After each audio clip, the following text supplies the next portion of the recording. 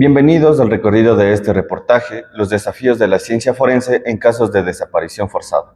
Hoy nos encontramos con el máster en criminalística y director del Centro Forense de Riobamba, Cristian Chango.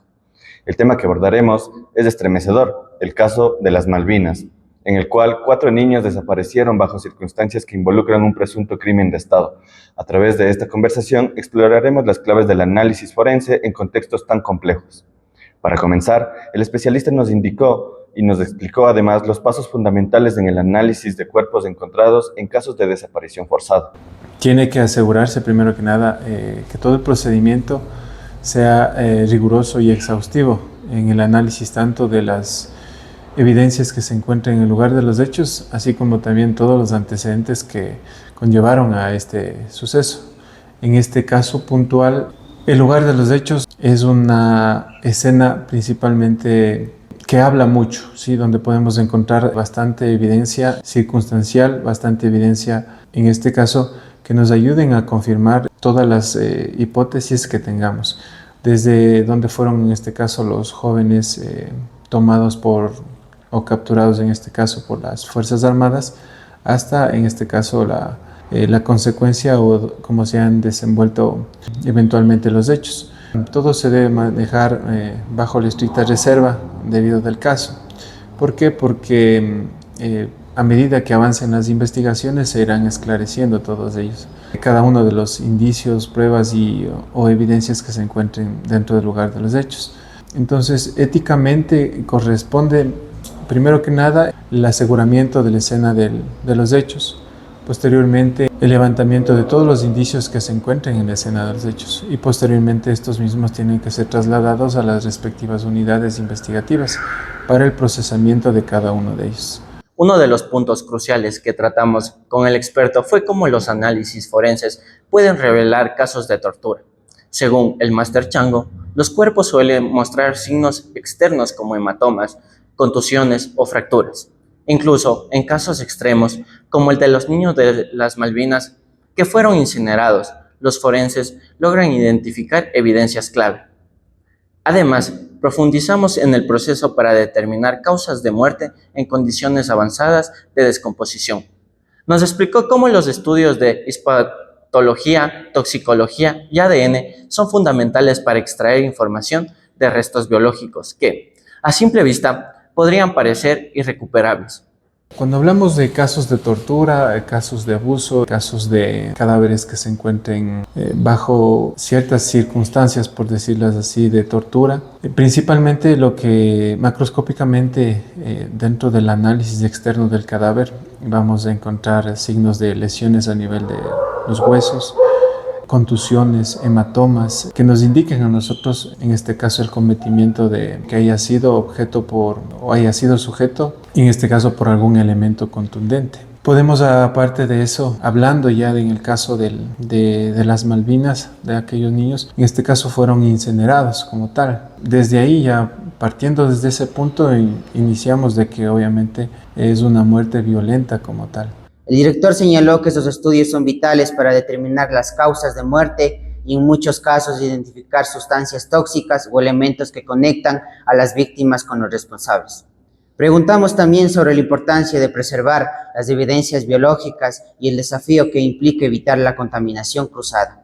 Aquí se destacó la necesidad de personal capacitado y el uso de normas de bioseguridad estrictas para garantizar la integridad de las muestras. En casos de avanzado estado de descomposición se realizan varios estudios complementarios.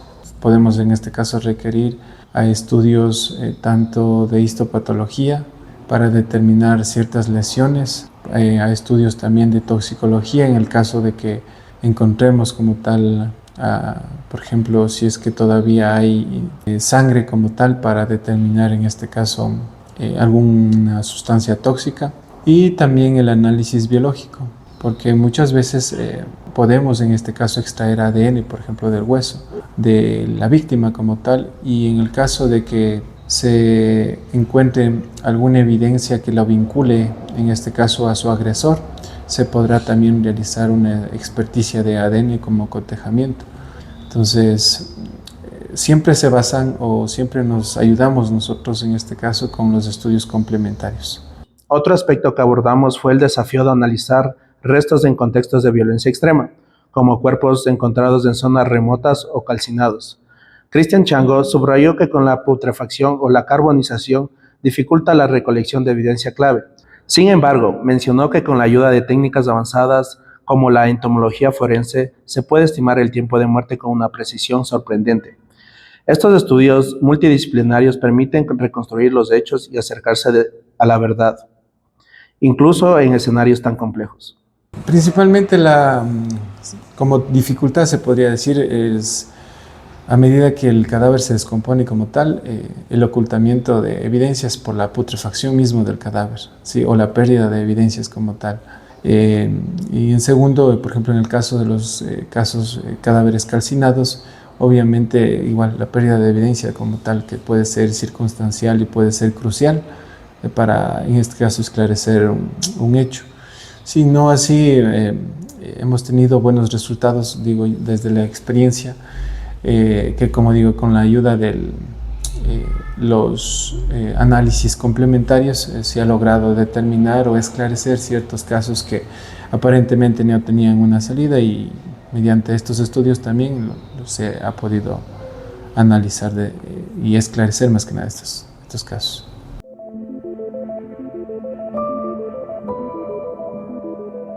Todo esto, como tal, si es que se lo analiza en un ámbito ya de un análisis como tal, es muy crucial, porque toda esta información, cuando ya se lo amerita en la investigación, el médico legista siempre detalla como tal cada hematoma, cada contusión, cada escoriación que se encuentra a nivel del cadáver, inclusive las fracturas o lesiones que se encuentran en el Y es muy crucial porque si es que como tal existe en un video en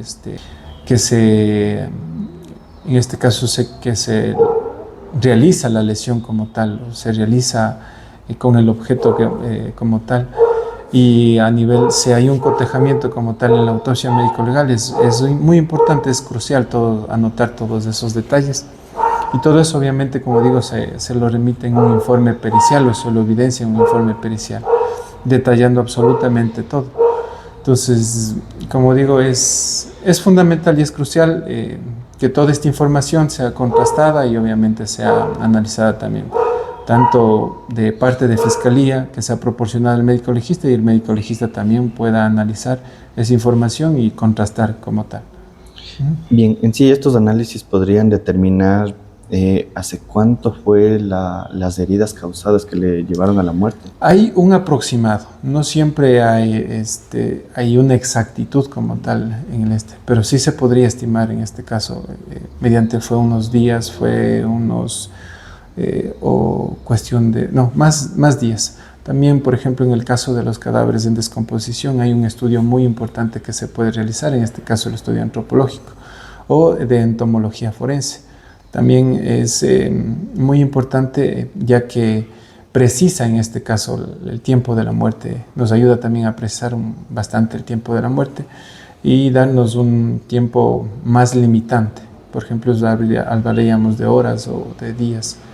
Entonces, son estudios, como digo, que complementarios, obviamente, por peritos expertos en el tema, que ayudan también. Como digo, todas estas ramas, todas estas ciencias de la forenses como tal, se lo realiza en base a un equipo multidisciplinario. No es solamente, en este caso, el estudio de la autopsia como tal, sino que esto empieza, como les dije en un principio, desde la escena del crimen, desde que el policía llega a la escena del crimen, desde que recubre como tal la escena del crimen o protege la escena del crimen. Posteriormente, el personal de criminalística o personal de la DINASED hace las coordinaciones necesarias, levantamiento de los indicios, embalaje de los mismos indicios. Posteriormente, el mismo cadáver como tal se considera como un indicio y ya una evidencia, obviamente, trasladándose en este caso al centro forense o a la morgue para que sea analizado como tal. Entonces, y posteriormente, a lo posterior, como digo, los estudios complementarios.